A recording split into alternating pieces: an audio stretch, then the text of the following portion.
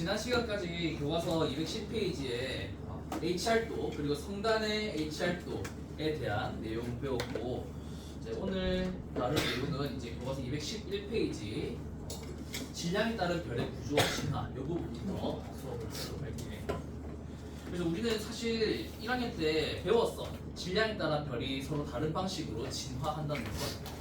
근데 1학년 때 되게 좀 쌤이 빡세게 세부적으로 가르쳤다, 그렇지?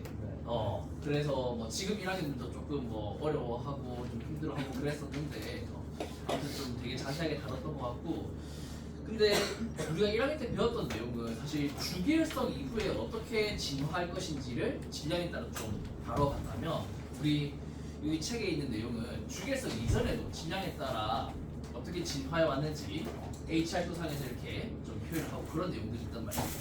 그런 내용들 같이 한번 보자. 우리 지난 시간에 여기 광도 계획과 관련된 내용 한번 다뤘던 것 같은데 맞나? 네. 별의 표면 온도는 설령 같다 하더라도 별의 크기가 달라서 그 별의 밝기 즉 광도가 이렇게 다양하다는 것을 알 수 있었고, 그래서 제일 밝은 초거성의 객은 어떤 숫자를 부여했다? 1A. 그렇지, 1A. 제일 밝은 초거성 1A를 넣었고, 덜 밝은 초거성은 1B. 그 다음에 밝은 거성은 2, 거성은 3, 중거성은 4.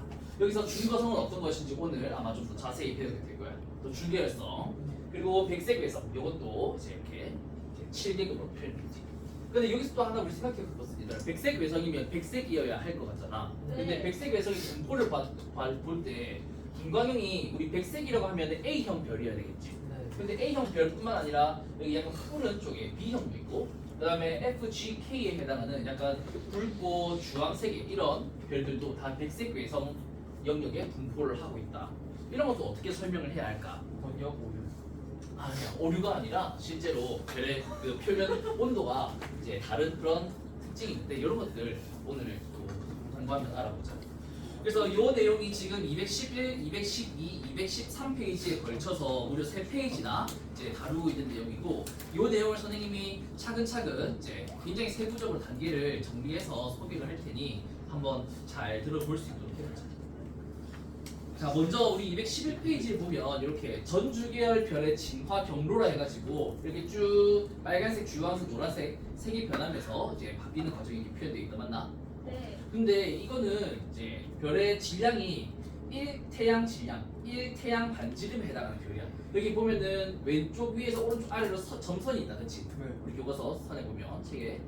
그럼 이거는 딱 점이 1태양 반경을 지나는 점이잖아, 그렇지? 그래서 이 별의 질량이 약 1태양 질량이라는 것을 이제 대략적으로 알 수 있겠고, 그 정도 질량의 별은 이런 식으로 진화를 한단 말이야.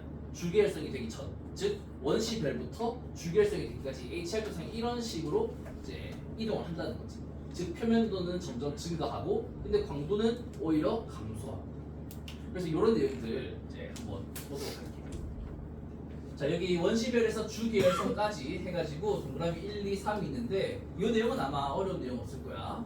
별은 밀도가 크고 온도가 낮은 성운에서 탄생한다. 거대한 성운이 회전하고 수축하면서 성운의 밀도는 점점 커지게 되고, 이때 원반이 형성되며 성운의 중심부에서는 중력 수축 에너지로 온도가 높아지고 밀도가 커져서 원시별이 된다.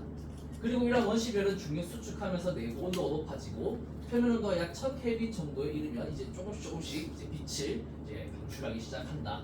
그리고 이런 원시별이 중력 수축을 계속해서 중심부 온도가 약 1000만 켈빈 되면 중심에서는 수소의 융합 반응이 일어나고 이게 주계열성이 되는데, 그 과정에서 오른쪽 그림 한번 볼까? 여기 보면 주계열에 해당하는 이 선이 하나 길게 나타나 있다, 그렇지? 요걸 우리는 영년 주계열이라고 해. 영년이라고 하는 잼스라고 하는데 제로 에이지 메인 시퀀스라고 해. 여기서부터 별의 이제 나이를 이제 0살이라고 해서 시작을 한다는 거야. 왜 여기 숫자를 보면 뭔가 10의 몇 승, 10의 몇 승 이렇게 적혀 있다, 그렇지? 이게 별이 원시별에서부터 몇 년 정도 지나서 여기로 나타났는지 이동했는지 그 진화 경로를 시간에 따라 나타냈어. 그러고 보니 백태양 질량에 해당하는 별은 고작 10,000년 만에 원시별에서 이렇게 주계열성 라인에 영년 주계열에 도달할 수 있지만, 질량이 더 점점 작은 별들일수록 더 오랜 시간이 걸린다는 걸 알 수 있어. 약 1태양 질량의 별은 원시별에서 주계열이 되기까지 수 100만 년이 걸리고, 10의 6승이면 100만 년 맞나? 그렇지, 수 100만 년이 걸리고, 태양 질량의 반 정도인 0.5 태양 질량의 별은 주기율성이 되기 위해서 약 1000만 년 정도의 시간이 걸리게 된대. 그래서 당연히 질량이 큰 별일수록 더 빠른 속도로 이제 중심부의 수축이 일어나고 중심부의 온도가 높아질 수 있으니까 이렇게 빠르게 진화하는 반면 질량이 작은 별일수록 더 오랜 시간이 걸린다는 거 이제 우리가 체크를 할 수 있겠다. 그리고 여기서 보면 또 한 가지 특징이 크게 두 가지 방식의 이동이 있지 않나? 첫 번째는 약간 아래쪽으로, 두 번째는 약간 왼쪽으로. 그렇지. 그래서 이렇게 질량이 큰 원시별의 경우는, 즉 여기 이 세 개의 경우는 대체로 오른쪽에서 왼쪽으로 이렇게 수평 방향으로 진화하는 그런 경로가 대부분이고, 그 다음에 질량이 작은 별들은 이 경로 중에 위에서 아래로, 즉 표면 온도는 큰 변화가 없지만 광도가 크게 떨어지는 그러한 경로가 우세하다는 것을 알 수 있어. 그래서 이것에 대해서 과학자들이 이거 별들의 진화가 어떻게 되길래, 내부 구조가 어떻게 바뀌어가길래 이런 경로가 나타날까에 대해서 이제 연구를 한 거지. 그래서 그 연구에 대해서 너희들에게 조금 소개를 하자면, 이 내용은 우리 책에는 없는 내용이야. 이 두 가지의 트랙을 하야시라는 학자와 헤니에이라는 학자가 연구를 해서 발표했기 때문에 이 주황색으로 표현된 것이 하야시 트랙, 그 다음에 초록색으로 표현한 것을 헤니에이 트랙이라고 얘기해. 그러면 우리가 또 순서가 있으니까 왜 여기 하야시 트랙이 발생하는지 먼저 알아보자. 자, 3태양 질량보다 작은 별은 이 전 주계열 단계에서, 전 주계열이라고 하는 것은 프리메인 시퀀스 단계라는 거야. 그래서 주계열성이 되기 전에, 즉 원시별과 주계열성 사이에 있는 어떤 단계라고 보면 돼. 이 단계에서 가시광선 영역에 복사 에너지가 방출됐는데, 이 과정에서 이 별이 이제 급격히 수축을 하게 된 거야. 근데 이때 발생하는 이 전주계열 단계 별의 중력 수축 에너지는 바로 표면으로 드러날 수 있느냐? 그렇지가 않다는 거야. 별이, 원시별의 경우는 계속 그 크기가 조금씩 이렇게 수축해 나갈 텐데, 특히 중심에 있는 수소층이. 근데 얘네들이 수축하면서 에너지가 발생하는데, 이 질량이 작은 별들은 여기서 아주 많은 에너지가 발생하지 못하고, 그리고 아직은 이제 전주계열 단계이기 때문에 주위에 뭔가 저온에 아직 뭔가 이온화되고 이제 가열되지 못한 그런 저온의 그런 분자 구름들이 조금씩 이렇게 주위에 있단 말이지. 그러면 우리가 지구에서 이렇게 별의 표면을 보려고 하는데, 이 원시별의 진화 과정에서 중력 수축이 일어나고 그 다음에 빛이 나오려고 할 때 이 저온의 기체에 의해서 어떻게 된다? 표면 온도가 크게 증가하지 못하는 것을 보게 된단 말이지. 즉 다시 말해서 여기에서 발생하는 중력 수축 에너지가 표면으로 충분히 전달되지 못하고 저온의 기체를 전리시키고 변화시키는 과정에 쓰이게 된단 말이야. 그래서 크기는 계속 어떻게 되고 있어? 수축하면서 작아지고 있지. 전주계열 단계에서. 그런데 그때 발생하는 에너지가 표면으로 잘 방출된다 못한다? 못한다. 왜? 이 저온의 기체들 때문에. 질량이 만약 크다면 어떻게 될까? 빠르게 얘네들을 이온화시키고 표면으로 온도가 확 나타날 수 있겠지. 근데 그렇지 못하다는 거야. 그래서 결국 표면 온도는 거의 일정하지만 밖에서 볼 때 이 별의 표면 온도는 큰 변화가 없지만 크기는 계속해서 감소하고 있기 때문에 광도는 결국 어떻게 된다? 급격히 낮아지게 된다. 광도는 무엇에 비례해? R제곱, T4제곱에 비례하잖아. 그러니까 온도는 큰 변화가 없는데 크기가 작아진다는 거야. 이때 온도는 표면 온도를 말하는 거야. 그렇지? 그렇기 때문에 광도, 별의 밝기, 겉보기 밝기, 광도는 줄어드는 그런 과정이 보인다. 그래서 전 주계열 단계에서 HR도를 보면 별이 진화할 때 어떤 방향으로 이동한다? 아래쪽 방향으로 이동을 한다. 그래서 이 경로를 하야시 경로라고 이야기해. 그리고 이 경로를 거쳐서 결국 별은 어떻게 될 수 있냐? 두 가지 방법이 있는데, 첫 번째는 중심핵의 온도가 높아져서 결국 수소핵 융합 반응을 할 수 있는. 그리고 두 번째는 헤니에이 트랙을 따라서 또 이후에 단방식으로 진화하는 그런 경로가 있어. 이때 헤니에이 트랙이 바로 저 초록색으로 표현된 경로인데, 그러면 이 헤니에이는 어떤 연구를 했는지 한번 보자. 별의 질량이 0.5 태양 질량보다 큰 별은 이 하야시 트랙 이후에 전주계열성에서 수축하는 동안 중심 부근의 온도가 상승하고 밀도가 낮아져가지고 대류보다 복사 영역이 발달하게 되는데, 이 과정으로 인해서 별의 표면 온도가 증가하고 수축이 서서히 일어나면서 광도는 거의 일정하게 변하는 그런 특징이 나타납니다. 요 말이 무슨 말인지 이제 또 별의 내부 구조를 그려서 이해를 좀 해보자면 아까 전에 요 그림에서는 질량이 조금 작은 별들이었는데 얘네들의 시간이 지나면 결국 어떻게 되냐? 중심의 온도가 점점 높아지게 된 거야. 이 중심의 온도가 별이 있는데 중심의 온도가 많이 높아졌어. 그리고 이렇게 많이 높아져서 이제 바깥에 어떤 물질의 열 전달 방식에 대류가 우세한 것이 아니라 이제는 점점 복사의 영역이 우세해지는 거야. 쌤이 이렇게 그린 것은 대류야, 대류. 그다음에 이렇게 표현한 것은 복사야. 그래서 처음에 별은 대류의 방식으로 열을 전달하는 것이 자연스럽고 우세한데 이 중심의 온도가 점점 높아지니까 이 입자들의 그 분자 운동 에너지가 높아지는 거예요. 그렇기 때문에 중력 수축 에너지를 극복하고 점점 이렇게 자유롭게 이 중심으로부터 조금씩 탈출할 수 있게 되는 거지. 그러다 보니까 열을 바깥으로 전달할 때 굳이 대류의 방식이 아니라 복사의 방식으로도 열 전달이 가능하게 된다는 거예요.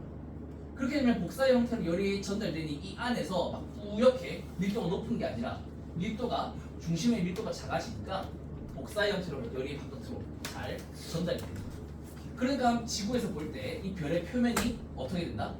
온도가 높게 보인다. 그런데 크기는 아직 그래도 계속 어떻게 돼? 조금씩 줄어들고 있지. 그러니까 이 표면 온도의 상승과 반경의 감소 이 둘이가 적절히 상쇄되면서 광도가 어떻게 된다? 좀 일정하게 변하는 그런 특징이 보인다는 거야. 근데 이 그래프를 보면 사실 온도가 영향력이 좀 더 커서 그런지 이 광도가 조금 높아지고 있는 그런 변화를 보여요. 완전히 왼쪽으로 X축에 나란하게 이동하는 게 아니지. 살짝 왼쪽 위로 이동하지 않나? 그렇지?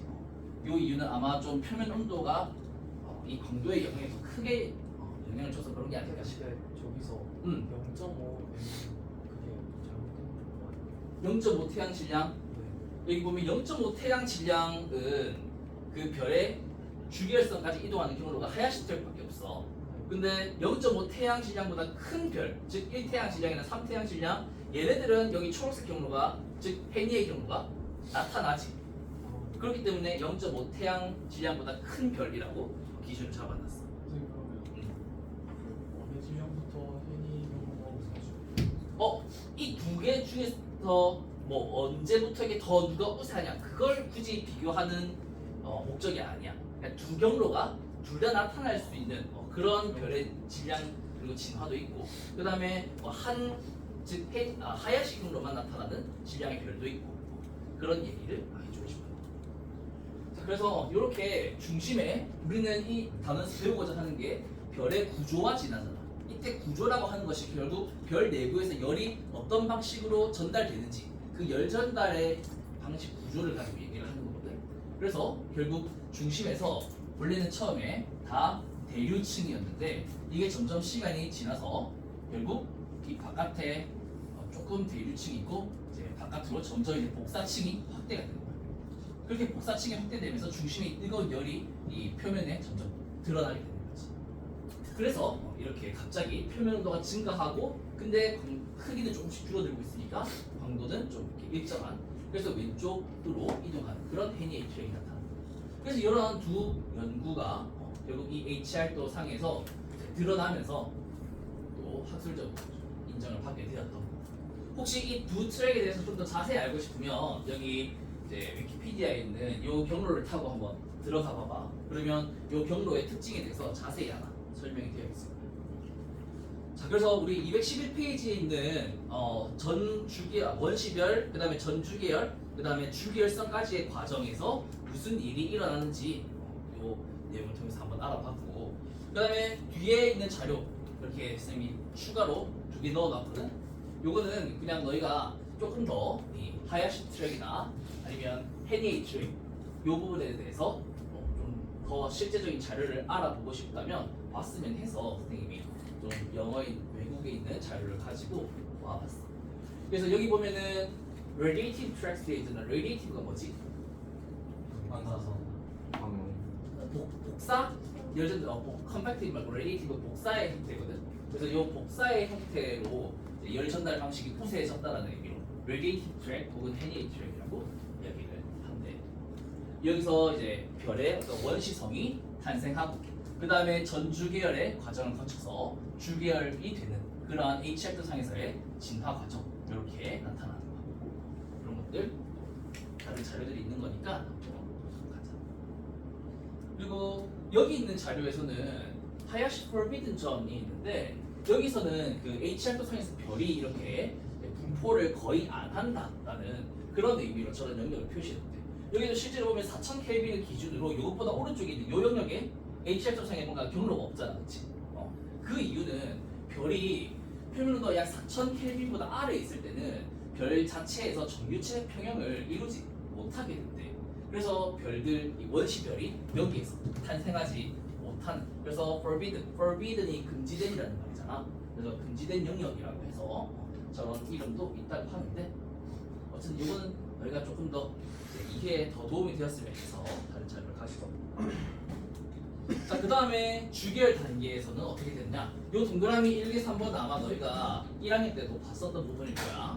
주계열 단계의 특징 첫 번째는 중심의 핵 온도가 1000만 켈빈 이상이어서 수소의 융합 반응이 일어난다. 물론 우리는 지난 시간에 별의 에너지원 하면서 꼭 1000만 켈빈이 되어야만 수소의 융합이 일어날 수 있다라는 게 아니다라는 것을 알 수 있었어. 기억나나 혹시? 요런 자료를 보면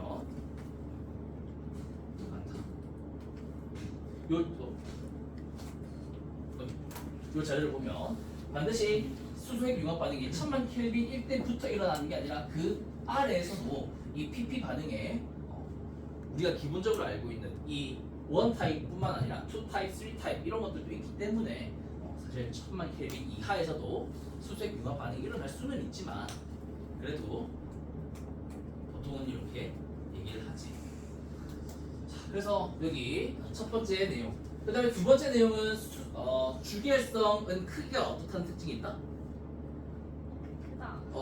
크다가 아니고 일정하다. 별의 반지름에 변화가 거의 없다. 왜? 이 중력 수축과 그 다음에 그 중심에서 발생하는 핵융합에 의한 그 복사압 그것이 평형을 이루면서 크기가 일정하다는 그런 특징이 있다는 거.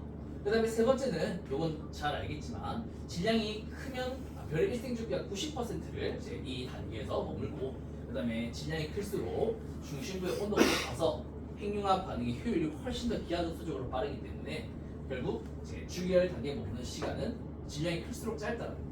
그래서 그 실제 값이 어느 정도 되는지 선생님 여기 표에 정리되어 있는 자료가 있어서 한번 가지고 와봤어.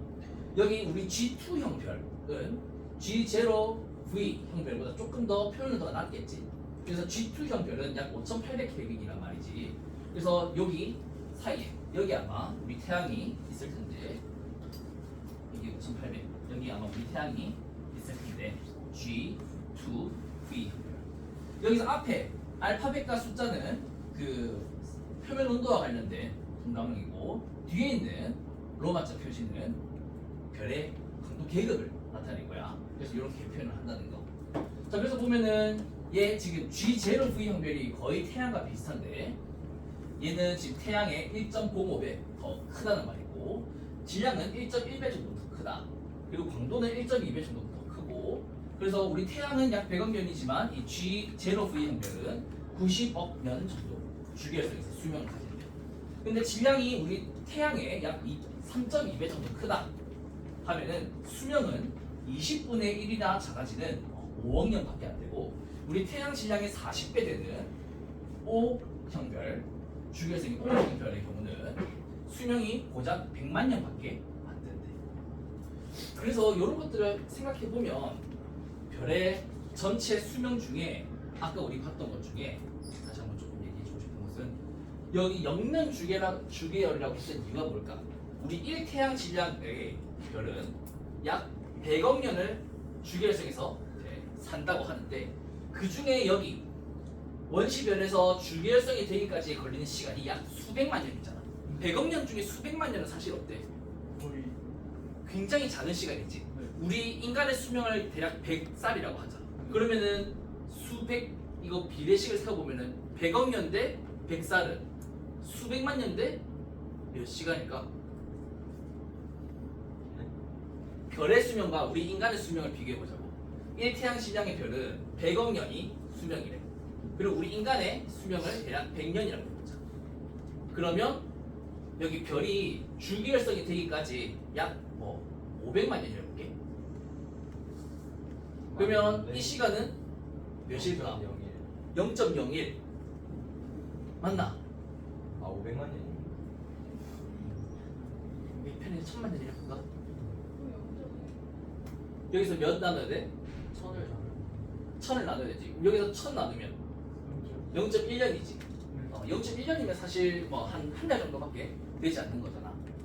갑자기 생각나서 이 비례식을 세워봤는데 어쨌든 이 별의 전체 수명에서 이 주기율성까지 가는 과정은 굉장히 짧은 시간이기 때문에 우리는 그냥 여기 이 주기율성 단계에서부터 너 이제 0살해 이제 애기야 해가지고 0살부터 이제 시작한다라고 얘기해서 제임스 영년 주기율이라는 이름을 붙인 거야.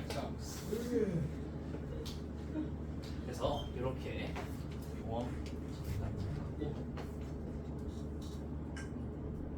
자 주기율성 탐에 저기 질량 강도비와 질량 반지름 관계는 요 그래프 우리 지난 수업 내용에서도 배운 적이 있으니까 질량 강도비 하면서 이건 그냥 참고해 두면 되겠어. 자 그다음 이 이후에는 거성 초거성 단계로 진화하지. 결국 중심에서 수소가 고갈되어 가지고 중심에 헬륨 핵이 존재하게 되면 이렇게 헬륨 핵은 바로 헬륨 핵 융합 반응을 하진 못해.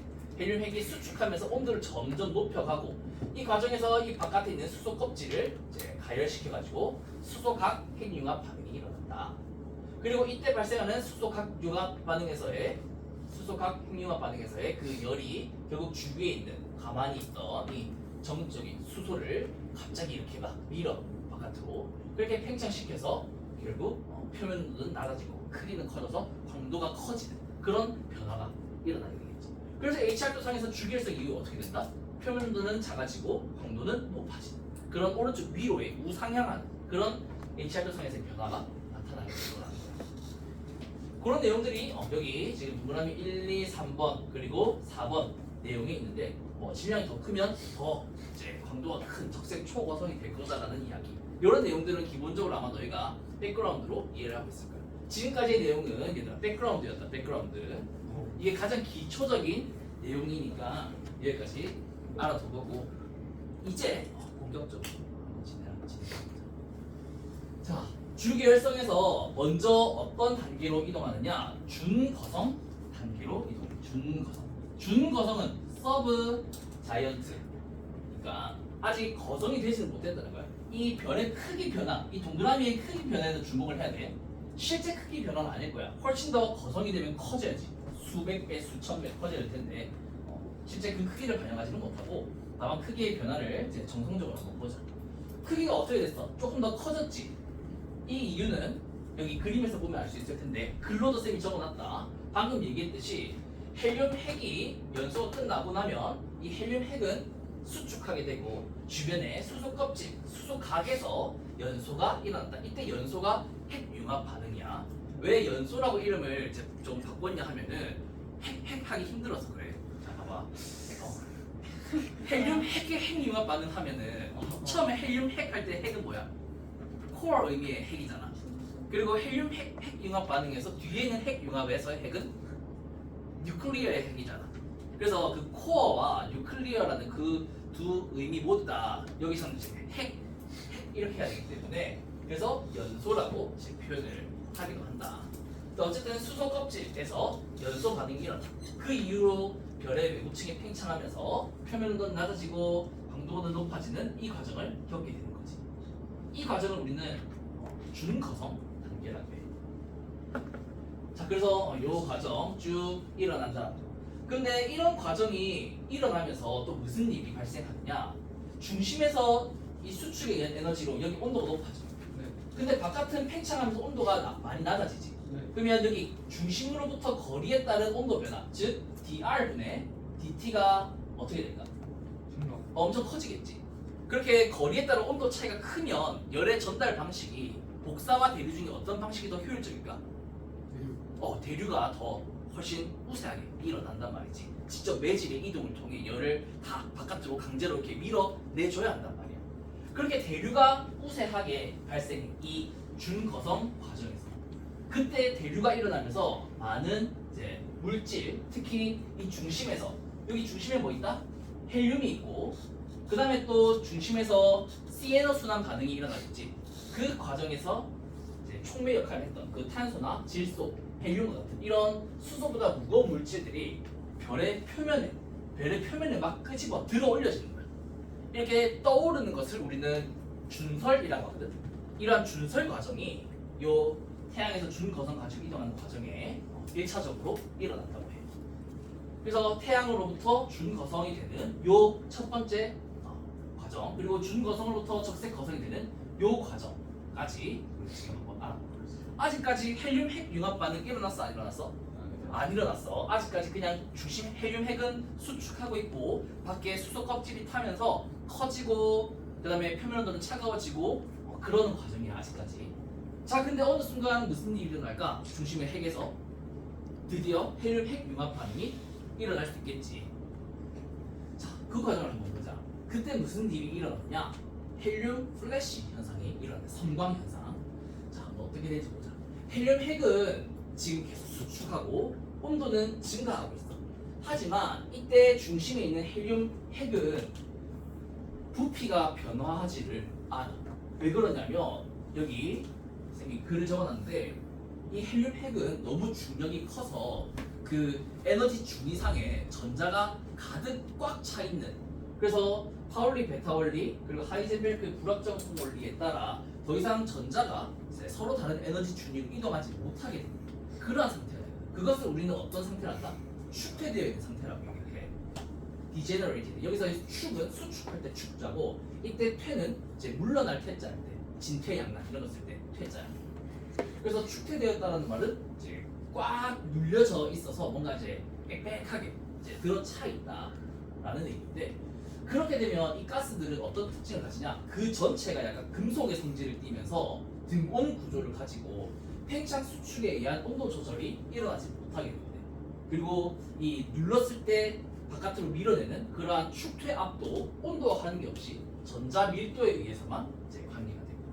어쨌든 이렇게 중심의 헬륨 핵이 축퇴된 성질을 가지게 되면 온도가 이렇게 헬륨이 되어서 트리플 알파, 즉 헬륨 핵융합 반응이 일어나도 막 부피가 커지지 못한대. 그러면 어떻게 될까? 중심 전체에서 막 계속 폭발적인 반응이 일어나고 있겠지. 근데 부피가 어떻게 된다? 그냥 가만히 있는 거야. 근데 어느 정도 되면 순간적으로 밝게 빛나는 이 섬광 현상이 일어난대. 그리고 이러한 섬광 현상, 즉 폭발적인 중심에서 헬륨 핵융합 반응이 폭발적으로 막 일어나면서 그 헬륨 핵의 온도가 3.5 켈빈 이상이 되면 드디어 이 전자는 헬륨 핵에 있던 그 전자는 축퇴 상태가 풀리게 된대. 그러면 갑자기 이 헬륨 핵이 팽창해 버린다. 이때 헬륨 핵이 팽창되면서 무슨 일이 일어날까? 그 부분이 바로 이 지점이에요. 여기가 바로 헬륨 플래시가 일어나는 지점이에요. HR도의 변화를 한번 봐봐. 이렇게 연속적으로 가다가 갑자기 여기서 확 꺾여버리지.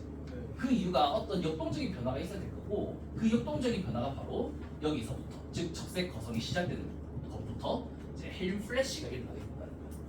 즉 적색 거성 단계에서부터는 결국 어떻게 되는 거다? 중심에는 헬륨 핵이 연소하고 있고 그 바깥에 수소 껍질도 연소하고 있고 별의 외부층은 바깥으로 이제 날아가 버리는 그런 과정이 있다는 거지. 이때 이 별의 크기 한번 주목해볼게요. 여기 헬륨 플래시가 일어난 이후에 별의 크기가 어떻게 됐어? 작아졌지. 왜 그럴까? 이 헬륨 핵의 폭발적인 일이 이 바깥에 있는 수소 껍질 부분이죠. 이 부분을 일부 바깥으로 조금 날려보내게 된단 말이야. 이게 뭐 초신속 폭발급은 아니야. 하지만 이 중간에서의 플래시 현상 때문에 이 바깥에 있는 이제 수소 이제 표피부가 날아가 버리게 되는 거지. 그래서 그 크기가 작아지고. 그래서 이 적색 거성 가지 이후에 적색 거성 단계 이후에는 어떻게 되냐? 바로 수평 가지 단계로 이동을 한다. 어때? 수평 가지는 영어로 horizontal branch HB라고 하는데 여기 이 자료에서는 수평 가지가 잘 표현이 안 되어 있어. 구기책 212페이지였는데 212페이지에 보면은 우리 지금 이제 1번, 2번, 3번에서 4번으로 온 거야. 우리 책에 4번.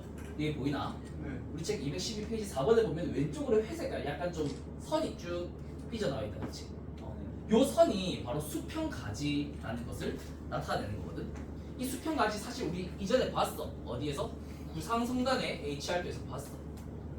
여기 수평가지 이렇게 나와 있고. 지금 우리가 어디까지 온 거냐 하면 이 HR도 상에서 이렇게 될 때 요 단계에 지금 와 있는 거야. 요 단계. 그래서 수평가지 단계에 지금 이제 여기 헬륨 플래시 이후에 수평가지 단계로 왔는데 왜 수평가지일까? 별들을 HR도 상에 나타내보니 요 영역에서 수평 방향으로 이렇게 나타나더라는 거야. 왜 그럼 수평 방향으로 이렇게 나타나지? 이것에 대해서 좀 얘기를 해볼게요. 자, 아까 여기 헬륨 플래시 현상이 일어나면서 바깥에 있는 수소 껍질 부분이 날아간다고 했잖아. 이때 만약 많은 물질들이 확 날아가 버리면 그 별의 표면 온도를 볼 때 어떻게 보일까? 많은 물질이 날아가 어두워 보일까? 별이 이렇게 되어 있는데 여기서 이만큼이 예를 들어 확 날아가 버린 거잖아. 그러면은 안쪽에 있는 온도가 높은 부분이 별의 표면에서 드러날 거잖아. 그러니까 또 밝아 보일 거야. 만약에 별의 표면이 이만큼인데 여기서 조금만 날아갔어. 조금만 날아가서 이렇게 되면 별의 표면 온도는 상대적으로 조금 낮게 보이겠지. 그렇기 때문에 이 헬륨 플래시 단계에서 얼마나 많은 그 수소 껍질 부분이 바깥으로 날아가고 그리고 이후에 얼마나 안쪽 부분이 표면으로 드러나 보이느냐에 따라서 더 왼쪽에 있을 수도 더 오른쪽에 있을 수도 있게 되는 거야. 이 수평 가지상에서. 그리고 별들이 그렇게 질량에 따라 조금씩 바깥으로 날려보내는 그 수소의 양이 다르니까 이 영역에서는 수평 방향으로 별들이 이렇게 분포하게 된다는 거지. 그래서 이렇게 수평 가지 단계가 존재한다. 이렇게 수평 가지 단계에서는 어떤 일이 일어날까? 여기 단계인데, 자, 수평 가지 단계에서는 여기서부터 여기로 가야 되겠다. 뻘집이랑 그 아까 그림에서 이게 꺾이는 거였어. 이 여기서 1에 되는 게 수평 거잖아요. 그럼 여기 살짝 꺾이는 이 부분은 뭐예요? 살짝 이 부분? 네, 그러니까 요거? 적색과정에서 내려오는 과정이잖아요. 요 과정은 이제 연속적으로 별의 HR도 상의 변화를 나타내기 위해 이렇게 나타낸 건데 사실 요 과정은 굉장히 빠르게 나타나기 때문에 요 과정에서는 실제 별의 분포가 그리 많지 않아. 그럼 그의 명칭은?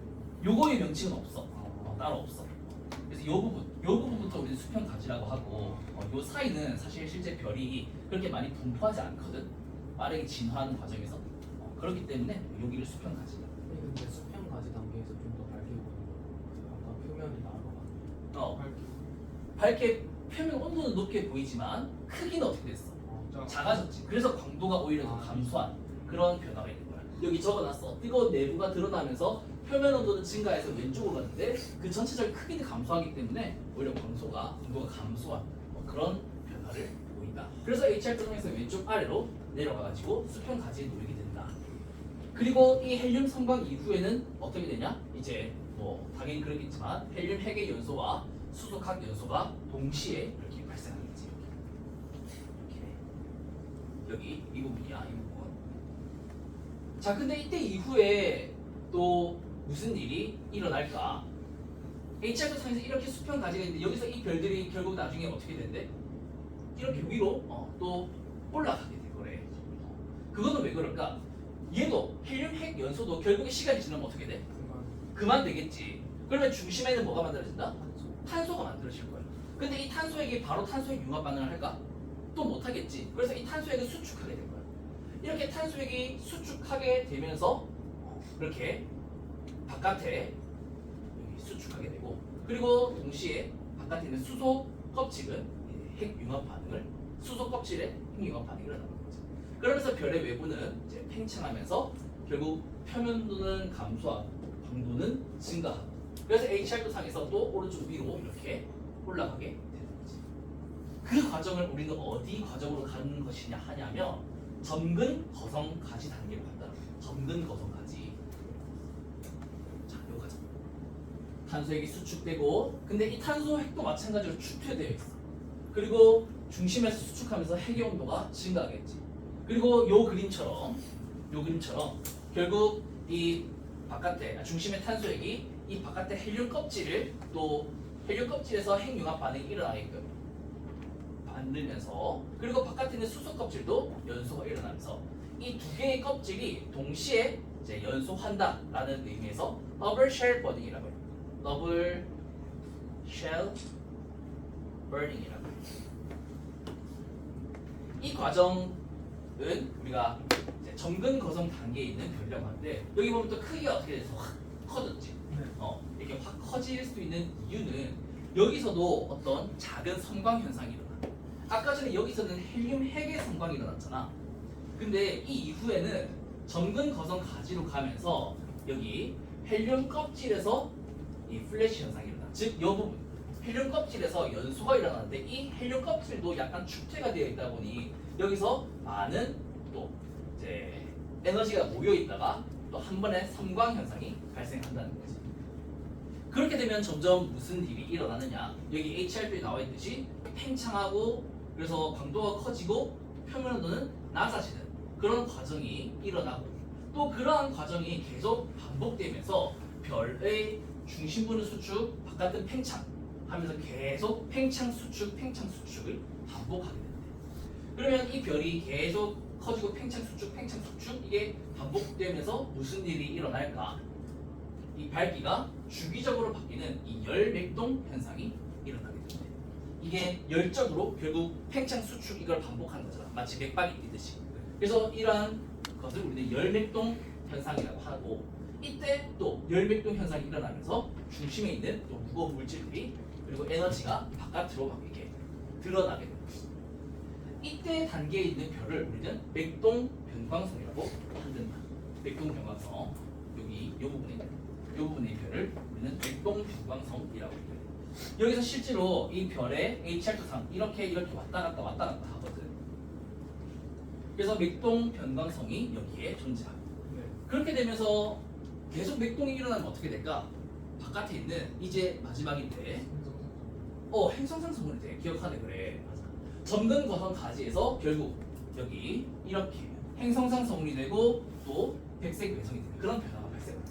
이러한 열맥동, 그리고 이 열맥동에 의한 강력한 초강풍은 별의 외부층, 즉 특히 바깥에 있는 수소 물질들을 우주 공간으로 날려보내게 됩니다. 이때 바깥에 있는 그 외부층이 동심원을 그리면서 바깥으로 팽창하기 때문에 그 모습이 마치 행성의 모양과 같다 해서 행성상 성운이라고 한다는 거야. 일반적으로 성운은 되게 모양이 규칙적이지 않거든. 말머리 성운, 독수리 성운, 다양한 성운들의 모양을 봐도 되게 이제 복잡하고 자기 멋대로지만, 이런 성운들은 동글동글하단 말이지. 그게 별의 진화 과정에서 만들어졌기 때문이다. 그래서 이런 행성상 성운이 나오고, 행성상 성운이 이렇게 빠져나가면 이 중심에 있는 별은 크기가 어떻게 돼? 그냥 조그맣게 보이지. 하지만 이 별의 온도는, 안쪽의 온도는 어떨까? 높은 것이 점점 드러나겠지. 그래서 이런 열맥동 이후에 이 별은 표면 온도가 높게 보이고, 하지만 크기는 점점 이제 작게 드러날 테니까 광도가 확 줄어서, 그리고 표면 온도는 점점점 식으면서 다시, 그래서 요 영역에 백색 외성으로서 놓이게 되는 거야. 이 단계가 빨리 지나가서 점점 요 단계가 아주 빠르진 않아. 근데 점점점 이렇게 된다는 것을 나타내는 거죠. 그래서 이런 식으로 일어난다. 그래서 행성상 성운이 되고, 중심에는 탄소핵이 남아있잖아. 근데 이러한 탄소핵은 이제 강한 중력으로 수축되어 있고 또 축퇴되어 있지만, 이 탄소의 어떤 축퇴를 풀 만큼 온도가 높아지지 못해서 우리가 알고 있듯이 탄소핵 융합 반응을 하지 못한다. 1태양 질량 정도라면. 그래서 결국 중심에는 크기가 되게 작고 밀도는 큰 백색 외성이 되고, 하지만 중력 수축 에너지도 더 이상 만들 수 없어. 그래서 냉각되면서 결국 점점 시커먼 흑색 외성으로 바뀌게 되겠지. 하지만 붕괴되지는 않는다. 왜냐면 이 전자의 축퇴함으로 자체 중력을 이겨낼 수 있기 때문에. 근데 질량이 만약 1태양 질량보다 더 커. 얼마나 더 커? 약 8태양 질량 정도. 별의 질량이 약 8태양 질량보다 더 크면 이 별의 진화 과정에서 결국 중심 핵의 질량이 1.4 태양 질량보다 클 수 있고 이 1.4 태양 질량을 얘는 찬드라색 관계 질량 맞아. 찬드라색 관계 질량을 배웠고 이 정도의 질량으로 핵이 구성되어 있다면 그 전자의 축퇴압을 그 중력이 전자의 축대압보다 더 커서 결국 이 양성자와 전자가 굉장히 가까워지게 된다. 그래서 결국 이러한 상황에서는 바로 중성자별이 중심에 중성자별이 만들어지게 된다. 그런 내용들 우리가 다뤘습니다. 그래서 이런 내용들도 지금 우리가 끝부분을 다루고 있으니까 별의 죽음을 다루고 있으니까 이 부분도 한번 설명을 같이 해봤습니다. 자, 그래서 이렇게 1태양 정도의 질량을 가지는 별의 진화와 구조 211, 212, 213 페이지에 있는 내용을 쭉 한번 다뤄봤어. 웬만한 내용들은 여기 우리 책에 있는 것들 다 포함을 시켜놨고 사실 여기 있는 내용보다 조금 더 자세히 다룬 부분도 있으니까 책과 여기 나중에 강의 자료 보면서 잘 복습을 좀 할 수 있도록 하자.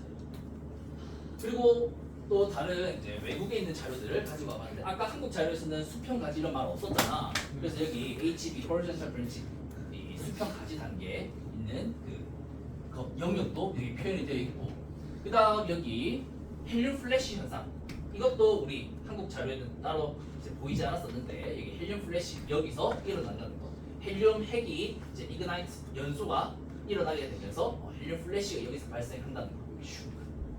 자, 그다음 우리 점근 거성 가지라는 말 했잖아. 이때 점근이라는 말이 너희들 수학에서 어떤 의미로 썼어요? 점근. 점점 가까워지는 그치, 뭐 한자 자체잖아. 점점 가까워지는 거잖아. 그래서 이 점근 거성 가지가 어떤 의미냐면 영어로도 asymptotic이야. 이게 점근성의라는 의미거든.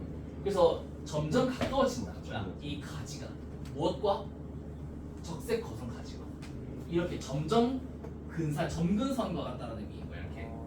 그래서 이 가지 이름을 점근 거성 가지라고 한 거야. 적색 거성 가지와 점점 가까워지려고 하기 때문에. 그래서 그런 의미가 있다는 거 알면 아마 더 이 가지의 의미를 이해할 수 있을 거라 생각이 들고. 그다음에 뭐 이때 이후에도 여기 보면 star eject 어떤 별이 이제 좀 이렇게 물질이 빠져나오고 outer layers 별이 강출한다. 이 외부층을 이렇게 바깥으로 외부층을 내뿜는다라는 거. 그리고 이것보다 조금 더 괜찮은 자료가 뒤에 또 있던데 또 챙겨왔는데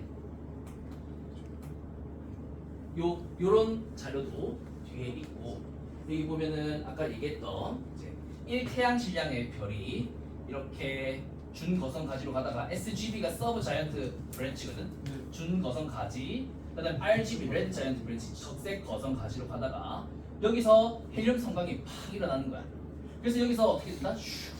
왼쪽 아래로 내려와서 이 수평 가지 단계에 놓이게 되고 이 수평 가지에 있는 뭐 어디에 있는지 몰라. 여기에 있을 수도 있고 여기에 있을 수도 있고 이러한 물질들이 다시 이제 더블 쉘 버닝이 일어나면서 결국 뭐야? AGB, asymptotic 이제 자이언트 브랜치 그래서 점근 거성 가지로 이렇게 가게 되면서 결국 여기서 이제 PN 플래네터리 네뷸라거든. 행성상 성운을 방출하고 결국 이 별은 여기서 열매등도 일어나고 그래서 쭉 이렇게 가게 된다는 거예요. 어쨌든 뭐 이런 자료들도 선생님 강의 자료에 같이 넣어 놓을 테니까 또 영어로 된 자료도 보면 여기 봐봐. 여기 영어로 지그재그 되어 있지. 여기 이제 열매동이 일어나는 거야. 그리고 여기 수평까지 여기 점선으로 된 이유가 여기서는 빠르게 이런 변화가 일어나기 때문에 여기서는 별의 분포가 잘 없어서 점선으로 되어 있는 거. 그다음에 뭐 이런 변화들 일단 그리고 아까 얘기했던 어떤 준설의 과정들 이런 것들도 여기 포함이 되어 있어서 이런 자료들을 한번 가지고 나왔습니다. 자, 그래서 다시 앞으로 돌아가가지고 1태양 질량의 별은 이런 방식으로 진화를 한다는 거예요. 그리고 213페이지, 214페이지에는 되게 짧게 그러면 이것보다 질량이 작은 별은 이것보다 질량이 큰 별은 어떻게 되는지 다루고 있는데 이것도 우리가 사실 1학년 때 배웠어. 질량이 작은 별일수록 수명은 어떻다? 길다. 그런 내용들이 우리 책 213페이지 여기 첫 번째로 소개되어 있고 그 다음에 그 별의 질량이 태양의 8%보다 작은 천체는 중력 수축을 해도 1000만 켈빈 이상의 온도를 핵에서 만들 수가 없대. 그럼 뭐가 된댔지? 그래, 갈색 외석이 된다 했잖아. 요 내용이 우리 고급 지구과학에 들어있더라고. 선생님 1학년 때도 요 내용 소개해 줬었던 것 같은데 요 내용이 여기에 있었다. 그래서 이렇게 갈색 외성이 된다는 내용도 여기 포함이 됩니다. 만약에 별의 질량이 크면 어떻게 된다? 주기열 단계에서는 PP 반응보다 시에너 순환 반응이 더 우세할 거고, 그 다음에 주기열에 머무는 시간, 수명이 더 짧아질 거고, 예를 들면 1태양 질량의 별은 100억 년일 때 5태양 질량의 별은 약 7천만 년 정도밖에 안 된다, 수명이. 그리고 탄소, 핵을 탄소 핵을 만들 뿐만 아니라 그 탄소 핵 융합을 일으킴으로써 더 무거운 원소의 핵 융합 반응도 일어날 수 있다. 그리고 또 한 가지 특징은 아까 1태양 질량의 별은 헬륨 핵이 축폐된다고 했잖아. 그런데 이렇게 질량이 크면 중심의 온도가 굉장히 높게 나타날 수 있기 때문에 별다른 헬륨 핵의 축퇴가 일어나지 않아서 굉장히 좀 조용히 헬륨 상방이 또 일어난다는 그런 특징도 있다고 해요. 그리고 이거는 우리가 뒤에 있는 내용 배웠지만 별의 질량이 더 크면 클수록 이 알파 반응, 즉 헬륨 원자의 핵의 어떤 헬륨 원자의 핵이 반응에 참여하면서 더 무거운 탄소, 네온, 마그네슘, 규소, 철 이런 더 무거운 원소들이 만들어지게 된다. 그래서 조금 전에 얘기했지만 그 별의 질량이 예를 들어 8태양 질량보다 더 크면 결국 중심에서는 빠르게 철까지 만들고 중력 수축이 일어나면서 굉장히 빠른 폭발이 일어난다. 그것을 우리는 뭐라고 부른다? 초신성 폭발이라고 한다. 그래서 중심에 중성자 별이 만들어지거나 더 중력이 크면 블랙홀이 만들어지게 된다. 그래서 이 초신성 폭발을 일으키는지 안 일으키는지, 중성자별을 만들어질 수 있는지 아닌지 그 기준은 8태양 질량 혹은 핵의 질량이 1.4태양 질량인 찬드라색 한계 질량에 해당합니다. 그 다음에 또 한 가지, 그 별의 중심 핵의 질량이 3태양 질량보다 크다. 별의 핵 질량이 3태양 질량보다 크다라고 하면은 이때 블랙홀이 된다고 했는데, 이 한계 질량의 이름도 있어. 이 한계 질량의 이름이 톨먼, 오펜하이머, 볼코브 한계 질량이라고 해. 그래서 그 세 학자가 한계 질량에 대해서 연구를 해가지고 그런 이제 이름이 붙어지게 됩니다. 그래서 여기 나와 있는 중심부의 질량이 더욱 큰 경우 이 기준이 바로 이 3태양 질량이다.